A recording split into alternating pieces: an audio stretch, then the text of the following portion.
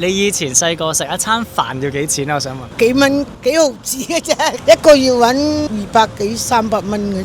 你以前係做咩工作？做鞋，而家你哋着嗰啲波鞋人手揼。係人手做。哇！真正即係香港製造。係啊，你睇我哋啲手歪嘅嗱，唔係機器做㗎，我哋用人手。我而家都係去老人院探啲舊時嘅工友。哇！即係已經識咗好多年喎，應該。後生識到而家十幾歲識到而家，大家都80歲咯。我去嗰度老人院探佢咯。依家嘅生活困難啲定還是你覺得可能以前你嘅生活困難啲？講困難呢，就以前困難，阿媽就拉人哋走去街市啊，執啲魚啊，人哋劏出嚟嗰啲雞皮啊、蝦頭啊，走去攞1毫2毫嗰個碗去買幾樽腐丸，撈下豉油。